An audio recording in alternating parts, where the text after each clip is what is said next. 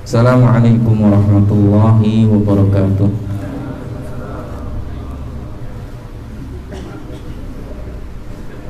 Alhamdulillahirabbil alamin.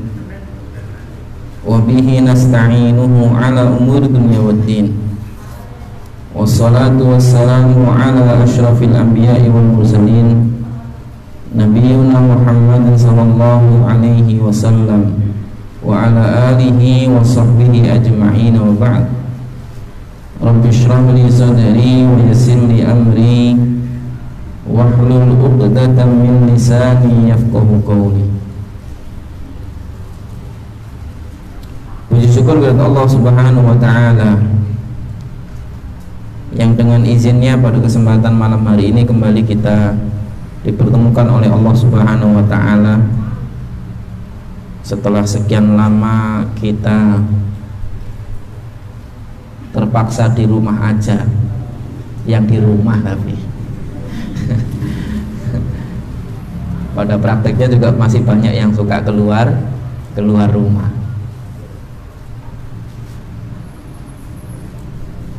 Ala kulli hal, apa yang kita sudah jalani adalah bagian dari ikhtiar yang kita tempuh ya. Karena sekali lagi terkait dengan masalah corona ini, kita sebagai seorang muslim diajarkan untuk tidak abai, tapi juga tidak boleh lebay ya. Tidak abai dalam arti tetap menjaga kebersihan dan kesehatan kita, meskipun sebenarnya nggak usah ada corona, seorang muslim itu tetap harusnya menjaga kebersihan dan kesehatan, karena Allah lebih mencintai seorang muslim yang kuat. Al-mu'minul qawi wa ahabbu ilallahi minal mu'minid dha'if. Seorang mukmin yang kuat itu lebih dicintai oleh Allah dibandingkan mukmin yang lemah. Makanya kita selalu menjaga kesehatan kita. Artinya nggak usah nunggu ada corona apa, itu bagian dari protokol tetap seorang muslim. Nggak usah pakai protokol kesehatan, Pak. Itu sudah protokol tetap seorang muslim itu untuk menjadi kuat itu. Ya, makanya kalau seorang muslim kok leda-lede ngah-ingih itu yang perlu untuk di training itu biar jadi gagah gitu. Seorang muslim itu gagah, Pak. Ya, kuat. Ya. Dalam sejarah itu banyak figur-figur kaum muslimin dari kalangan sahabat tabi'in itu yang kekuatannya masya Allah. Umar itu sekali mengayunkan pedangnya 10 kepala lepas, Pak. Ya. Kita ini kadang-kadang nyembelih satu sapi aja nggak beres-beres itu. Berapa kali saksuk-saksuk gitu kan, nggak ramu-ramu. Itu satu kepala sapi. Ya. Yang kalau dalam peperangan itu butuh kekuatan yang luar biasa. Dan kaum muslimin dulu sudah terbukti, bahkan sampai Persia dan Romawi pun takluk di bawah kekuasaan kaum muslimin karena kekuatan pasukan kaum muslimin saat itu. Masya Allah. Dan itu diakui sampai dengan Kesultanan Utsmani terakhir di 1924 itu. Sebelum runtuhnya itu kekuatan kaum muslimin diakui. Mereka kalau mau bertempur dengan kaum muslimin face to face itu belum tentu berani. Dan ini bagian dari yang penting untuk kita jadikan sebagai motivasi bagi diri kita masing-masing sebagai seorang muslim. Jangan lemah gitu. Seorang muslim itu jangan lemah. Jaga kesehatan, latih kekuatan, karena itu juga yang Allah perintahkan, wa'iddu lahum mastata'tum min quwwah. Dan persiapkanlah oleh kalian kekuatan sesuai dengan kemampuan kalian untuk menghadapi mereka. Dan ini bagian dari yang kemudian Allah perintahkan. Jadi perintah itu suatu hal yang sifatnya lazim untuk dilakukan, sehingga ketika kemudian itu sudah diperintahkan, laksanakan. Ini bagian dari yang penting untuk dijadikan sebagai panduan bagi kita. Seorang muslim nggak boleh lemah ya. Seorang muslim tidak boleh lemah. Terkait dengan kebersihan, seorang muslim itu dari sejak awal dia menjadi seorang muslim itu diperintahkan untuk menjaga kebersihan. Innallaha yuhibbut tawwabina wa yuhibbul mutatahhirin. Sesungguhnya Allah itu mencintai orang-orang yang bertaubat dan mencintai orang-orang yang menjaga kebersihannya. Jadi nggak usah ada corona pun kita sudah diperintahkan untuk protokol kesehatan itu untuk kita lakukan. Kebersihan sebagaimana yang kemudian menjadi bagian dari keimanan seorang muslim itu harus dilaksanakan. Yang Nabi SAW menyebutkan at-tuhuru syatrul iman, at-tuhuru syatrul iman, bahwa sesungguhnya suci atau bersih itu bagian dari keimanan. Makanya kalau seorang muslim kok kumuh, seorang muslim kok nggak menjaga kebersihan, kalau mau lihat gampang Pak, lihat aja kamar mandinya. Makanya yang punya masjid ini harus lebih bertanggung jawab itu terkait dengan kamar mandi. Dari dulu kalau masuk kamar mandi masjid itu mengenaskan di mana-mana. Makanya kesadaran kita sebagai seorang muslim, apalagi saya memang diamanahi nunggu di masjid, itu harusnya lebih amanah lagi dalam masalah ini. Itu perintah Allah, bukan masalah pekerjaan kita atau bukan. Itu perintah Allah. Dan ini bagian dari yang kemudian penting untuk diperhatikan. Disebutkan di broadcastannya materinya fikih, Pak. Iya. Enggak broadcastan sakar PDW. Wong materi yang lalu aja belum selesai kok. Jadi kalau sekolah ada alumni corona, ini ada alumni corona juga ini. Rampung urung padahal itu. Kalau tidak salah dulu kita sampai pada pembahasan masalah apa, Pak? Ayo, wes petang bulan orang ngaji ki jangan-jangan lali kabeh ini. Ya. Tenang. Halo. Atau jangan-jangan bawa buku itu cuma action doang itu, jangan-jangan nggak nyatet itu. Nah, ini masalah nih, jangan-jangan pencitraan aja biar ketok ngaji gitu nggak bawa buku. Ya. Loh, sampai ditanya sampai mana aja lupa, Pak. Dan memang terbukti manusia itu hanya mampu mengingat paling lama itu 15 hari, Pak. Paling lama. Itu hasil riset.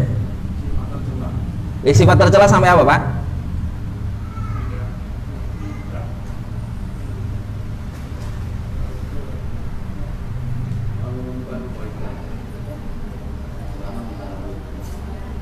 Ya.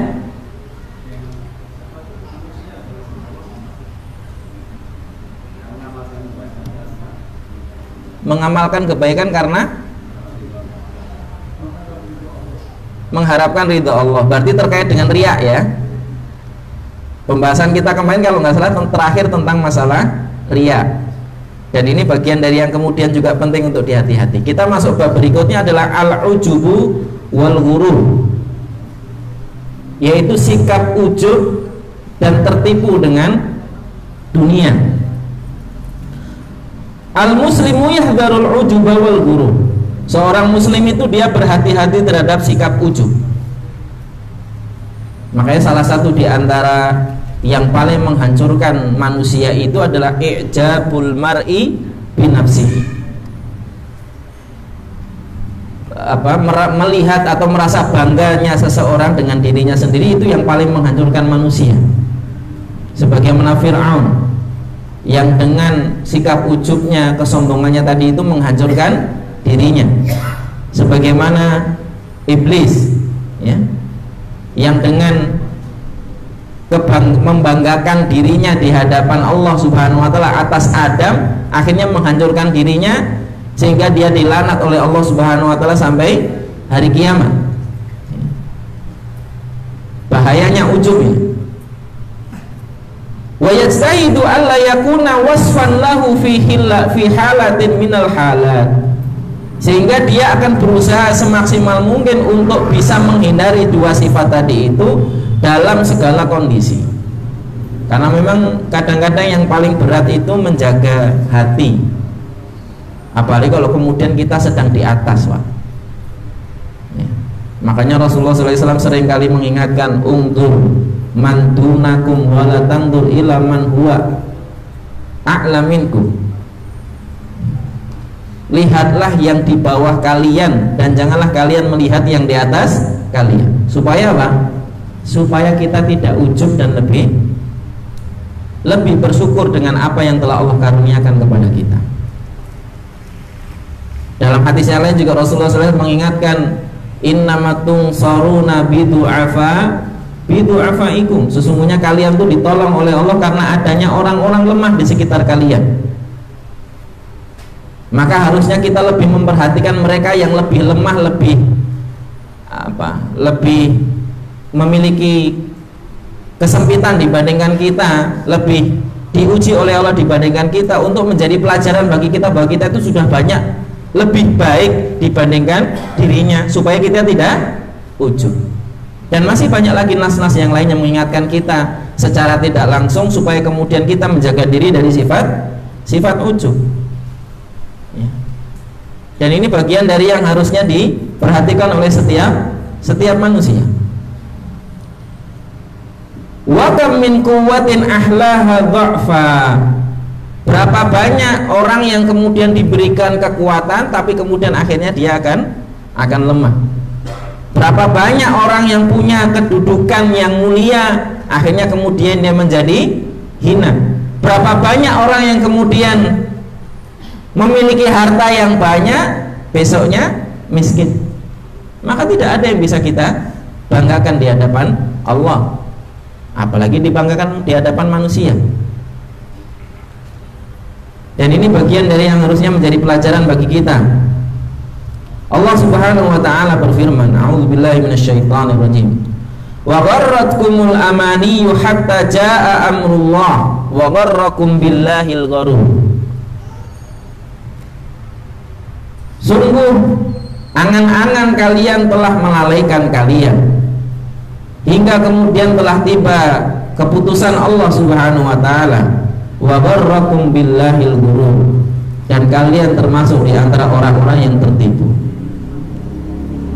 Dalam ayat yang lain juga Allah menyebutkan, ya ayyuhal insanu ma gharraka bi rabbikal karim.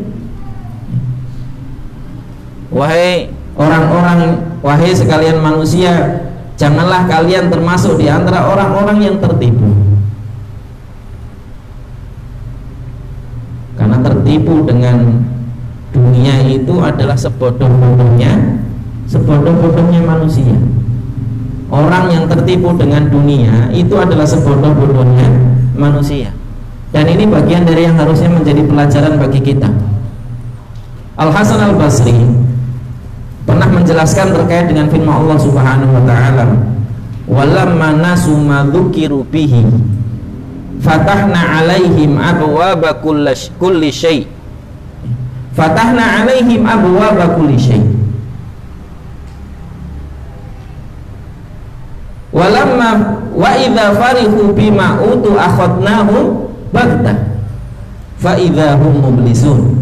Dalam Quran surat Al-An'am ayat 44 Allah berfirman, dan ketika mereka lalai dari peringatan kami, falamma nasu ma dzukiru bihi, ketika mereka lalai dari peringatan kami, akhadnahum baghtah fatahna alaihim abwaaba kulli syai', maka kami akan bukakan bagi mereka pintu segala sesuatu. Kalau seorang manusia itu lalai dari peringatan Allah, dia bermaksiat kepada Allah Subhanahu wa taala, Allah akan semakin uji dia dengan kemaksiatan itu ya. Makanya di dalam kaidah di dalam Islam itu, kalau Allah telah memerintahkan sesuatu kemudian ditinggalkan, maka Allah akan uji manusia tadi untuk melakukan yang sebaliknya.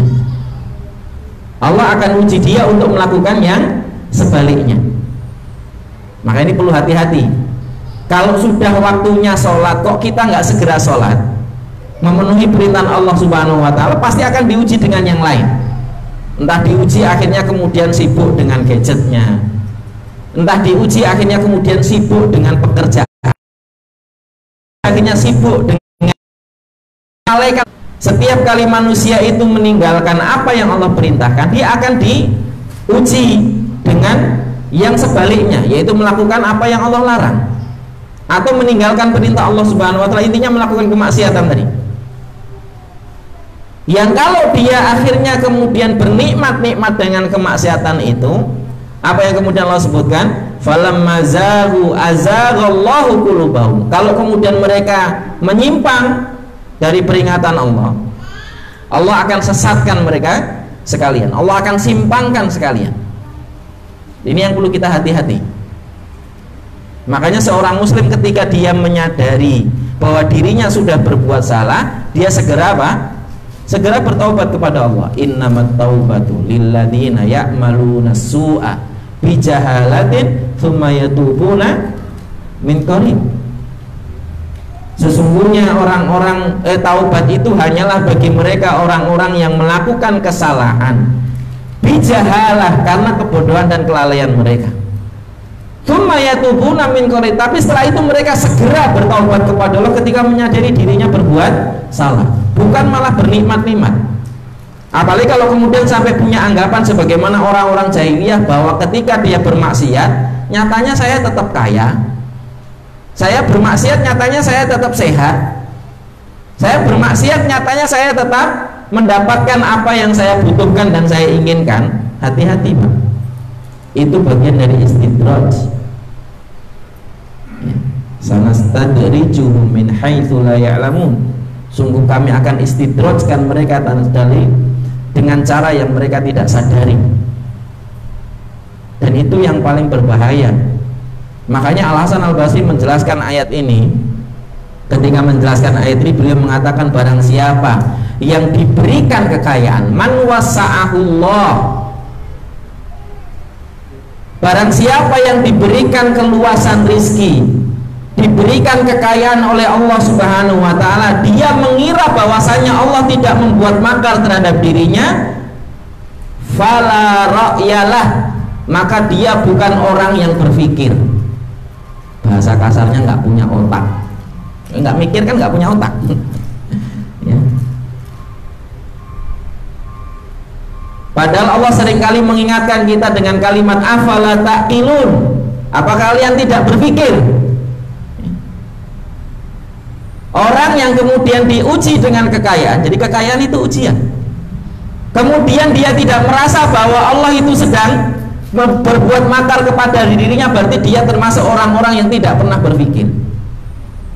Karena seorang mukmin ketika dia mendapatkan kekayaan, dia akan berpikir jangan-jangan itu bagian dari istidraj.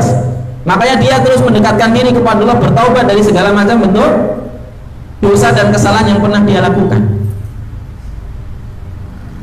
Itu seorang muslim.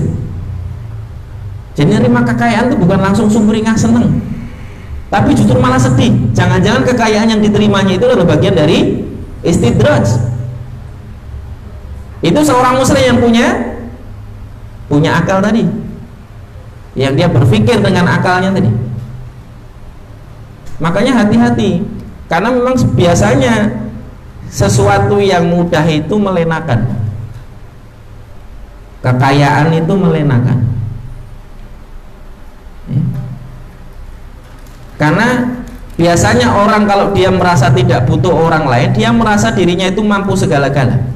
Fa amma man aghna wa kadzdzaba bil husna wa amma man istaghna wa kadzdzaba bil husna. Orang yang merasa dirinya itu sudah tidak butuh orang lain, bahkan tidak butuh kepada Allah Subhanahu wa ta'ala, dia mengira dirinya bisa mampu melakukan segala hal yang dia inginkan. Sebagaimana Fir'aun, ketika dia merasa dirinya paling berkuasa, saat itu dia merasa bisa melakukan apa yang dia inginkan, tapi kemudian Allah hinakan dia dengan ditenggelamkan ke laut merah karena kesombongannya. Qarun, dengan hartanya dia merasa bahwa dirinya bisa melakukan dan mengatakan apa saja yang dia inginkan, tapi kemudian Allah tenggelamkan dia di dalam perut bumi. Dan berapa banyak contoh lagi yang kita butuhkan untuk tidak menganggap bahwa kekayaan itu adalah ujian. Dan ini bagian dari yang kemudian harusnya menjadi introspeksi diri bagi kita. Nggak usah terlalu senang ketika kemudian kita mendapatkan kekayaan, karena bisa jadi kekayaan kita itu adalah bagian dari ujian dari Allah Subhanahu wa ta'ala. Sebagaimana kata Al-Hasan Al-Basri tadi, wa man qatara alaihi, tapi barang siapa yang kemudian diuji dengan disempitkan, diuji dengan kesusahan, dan dia mengira bahwa Allah tidak mengetahui, tidak melihat, ya, maka sungguh dia termasuk orang-orang yang tidak berpikir. Ya. Kalau hari ini kita diuji dengan kesempitan, ketahuilah bahwa Allah itu maha tahu, Pak. Allah itu maha mendengar, Allah itu maha melihat. Berdoalah kepada Allah Subhanahu wa ta'ala. Jangan pernah merasa tidak punya Allah Subhanahu wa ta'ala. Kita ini seorang mukmin yang dengan keimanan kita memiliki Allah Subhanahu wa ta'ala. Kalau kita takut akan rizki kita, sesungguhnya Allah itu Ar-Razzaq, Allah maha memberi rizki. Kalau kita takut akan sebuah madarat, sesungguhnya Allah itu adalah yang berhak untuk memberikan madarat kepada makhluknya. Dia juga yang kemudian berhak menentukan manfaat kepada makhluknya. Kalau Allah sudah berkehendak, maka tidak ada yang mampu untuk menghalanginya. Sebagaimana hadis yang dikutip oleh Imam Nawawi dalam kitab Al-Ba'un, ya.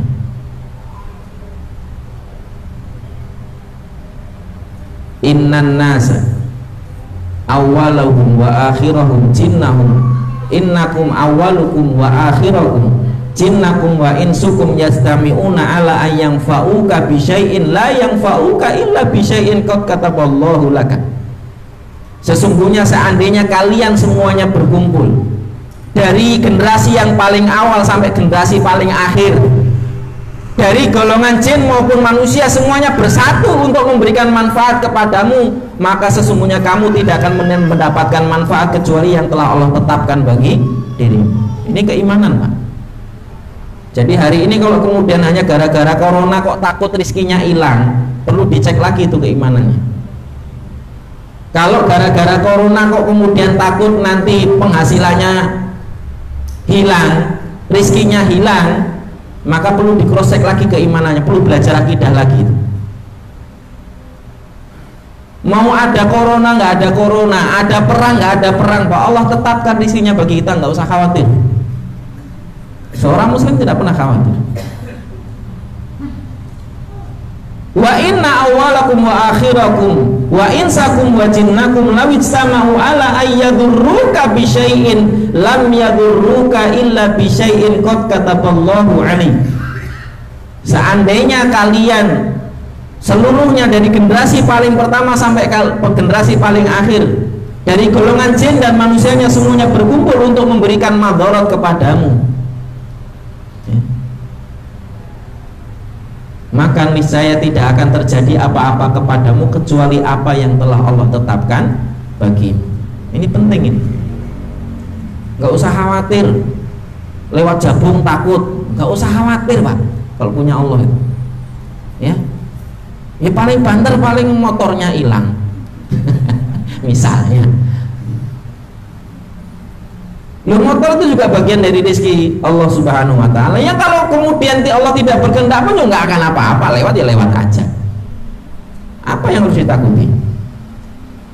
Ya. Katanya begini, katanya begitu. Hati-hati. Kalau kemudian kita takut dengan sesuatu yang akan datang, itu juga kesusahan tersendiri, Pak. Itulah yang disebut dengan alham, alhumum, gundah, galau, gelisah. Itu khawatir dengan sesuatu yang akan terjadi di masa yang akan datang. Padahal Rasulullah SAW berlindung dari hal itu, ya. Yang Rasulullah mengajarkan doa Allahumma inni a'udzubika minal hammi wal hazan. Ham itu apa? Ham itu takut, khawatir dengan sesuatu yang akan terjadi di masa yang akan datang. Hazan apa? Hazan itu bersedih, khawatir dengan sesuatu yang sudah terjadi. Sudah terjadi tapi masih khawatir. Itu namanya hazan. Dan Rasulullah berlindung dari keduanya, ya. Karena dua-duanya itu menyusahkan, Pak. Khawatir dengan sesuatu yang akan datang itu susah, akhirnya ngapa-ngapain nggak berani. Ya kayak kita kemarin kan, gara-gara corona keluar nggak berani, salaman nggak berani, ya, sholat di masjid nggak berani. Padahal kalau bukan karena kehendak Allah nggak akan terjadi apa-apa. Nabi juga menegaskan dalam hadisnya juga, la adwa, tidak ada penyakit menular.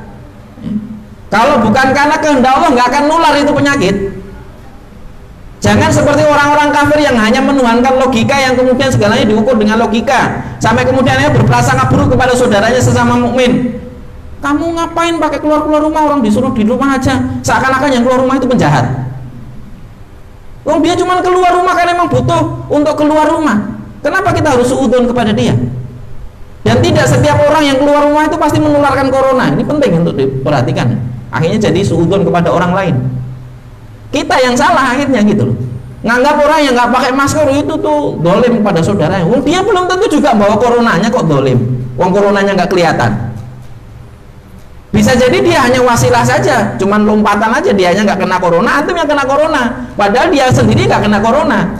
Yang katanya cuman apa istilahnya? Carrier, ya kan? Wong dia juga nggak tahu kalau dirinya carrier. Wong nggak buka jasa carrier juga. Ini juga bagian dari yang penting. Yang gara-gara corona ini sebenarnya krisis yang paling berat itu krisis sosial, Pak. Orang Islam itu salah satu sunnahnya salaman, yang dengan salaman itu menggugurkan dosa-dosa, jadi nggak berani salaman. Ya. Antum salamannya begini itu kalau sama lain jenis, ya, sama perempuan tuh salamannya begini harusnya. Kecuali istri sendiri nggak apa-apa, anak sendiri atau mahramnya nggak ada masalah. Ya. Lah ini sama laki-laki kok salamnya begini, aneh. Ya kalau kemudian gara-garanya nanti takut kena ini kena itu, ya tinggal lakukan protokol kesehatannya sebelum salaman, cuci tangan dulu. Nanti setelah salaman cuci tangan lagi, selesai urusan. Tapi salamannya tetap dapat, kan begitu harusnya. Salaman sampai takut, nggak berani salaman, akhirnya kita kehilangan sunnah tadi. Padahal salaman itu selama dia belum dilepas menggugurkan dosa-dosa, sebagaimana gugurnya daun dari pepohonan. Masa kita nggak mau digugurkan dosa-dosanya? Ya, malah sampai gini salam coronanya kan? Masalah lagi itu. Ya apa bedanya begini sama begini? Wong sama-sama kena paparan virusnya kalau memang itu ada virusnya. Begini ya kena, begini ya kena. Emang bedanya apa? Emang kalau begini terus nggak kena corona? Ya kalau begini kemudian virusnya melompat, wong airborne katanya. Airborne itu melurar lewat udara, bukan karena lewat hanya sentuhan saja. Ayo, sudahlah, nggak usah terlalu lebay juga begitu maksudnya. Cukup lakukan apa yang seharusnya dilakukan seorang muslim, ya. Tidak lebay tapi juga tidak abai. Protokol kesehatan tetap, cuci tangan tetap, rajin menjaga kebersihan iya, tapi nggak usah juga mengabaikan salaman dengan orang lain. Ya. Apalagi sesama muslim itu salamannya menggugurkan dosa. Nggak usah khawatir, Pak. Ini biasanya yang banyak khawatir ini PNS biasanya. Karena di kantor ketat penerapan seperti itu. Ya kalau kita yang sering di pasar mah cuek-cuek aja, mau di pasar biasa juga katanya apa? Physical distancing juga sama aja, dempet-dempet, ya. Dan ini bagian dari yang juga penting untuk jadi pelajaran bagi kita. Hati-hati. Madharat manfaat itu bagian dari yang Allah sudah tetapkan. Tidak akan terkena kepada kita kalau itu tidak Allah tetapkan. Kalau terkena gimana? Loh kan ini gara-gara kemarin. Tidak, itu sudah Allah takdirkan. Sudah, kalau sudah ditakdirkan sabar. Itu perintah Allah. Mau antum sembunyi kalau takdirnya kena corona, nggak pernah ketemu orang sekalipun, yo tetap kena corona, Pak. Loh Allah Maha mampu menjadikan wasilah apapun untuk menjadikan kita kena corona. Ya. Kalau cuman gara-gara corona tadi, loh nyatanya gitu nih, sepotong kulit kita nih kalau dicek di mikroskop itu mikrobanya banyak sekali, baik itu bakteri maupun virus. Itu satu potong kulit mungkin 1 cm kali 1 cm itu. Nyatanya ya nggak apa-apa kalau kita tidak dikehendaki oleh Allah sakit, ya nggak sakit, Pak. Dan ini bagian dari akhlak seorang muslim. Jangan sampai kemudian dia sebagaimana orang kafir tadi yang selalu menyalahkan materi, karena mengukur segala sesuatu berdasarkan materi tadi. Akhirnya menyalahkan materi. Tuh gara-gara kamu nggak pakai masker saya jadi kena corona juga, gitu misalnya. Itu menyalahkan materi, Pak. Kalau seorang muslim mendapatkan musibah itu adalah ihtisab. Dia menerima apa yang telah Allah tetapkan kepada dirinya, karena sejatinya apa yang ditetapkan pada dirinya itu adalah baik bagi dirinya. Kullu maqadallahu kullu khair. Setiap apa yang Allah tetapkan bagi seorang muslim itu semuanya baik. Karena sakit itu baik Pak, karena sakit itu menggugurkan dosa-dosa kita. Harusnya kita bersyukur kalau sakit itu. Ada yang bersyukur kalau sakit? Minimal sabar. Minimal sabar. Tapi bukan berarti kemudian meremehkan. Dan ini bagian dari yang juga penting untuk diperhatikan. Ya. Jangan sampai kemudian kita termasuk orang-orang yang tertipu tadi. Kalau kaya merasa bahwa dirinya itu dicintai oleh Allah Subhanahu wa taala, kalau miskin merasa dirinya itu nggak diperhatikan Allah Subhanahu wa taala, itu seperti orang-orang jahiliyah dulu. Yang mengukur kecintaan Allah itu berdasarkan kekayaan. Mengukur kecintaan Allah itu berdasarkan materi yang didapat dan kedudukan yang dia miliki. Itu jahiliyah Pak, hati-hati. Fala yaghurrannakum billahil gharur. Janganlah kalian termasuk di antara orang-orang yang tertipu tadi. Allah juga peringatkan, banyaknya kita itu juga bisa jadi membuat kita tertipu. Banyak hal yang membuat kita tertipu. Harta membuat kita tertipu. Istri itu juga bisa membuat tertipu. Anak-anak, ya. Karena Allah sudah sebutkan, zuyyina linnasi hubbus syahawat minan nisa wal banin wal qanatiril muqantarah. Kedudukan itu bisa membuat orang tipu. Berapa banyak orang yang tertipu dengan kedudukan, bolak-balik nyalon nggak kapok-kapok itu. Loh kenapa nggak kapok? Loh karena dia ukurannya cuma dunia, nggak kapok dia. Mau rugi dunia pengennya nyalon lagi, karena nanti kalau udah nyalon bisa dapat ini, bisa dapat itu, pikiran dia.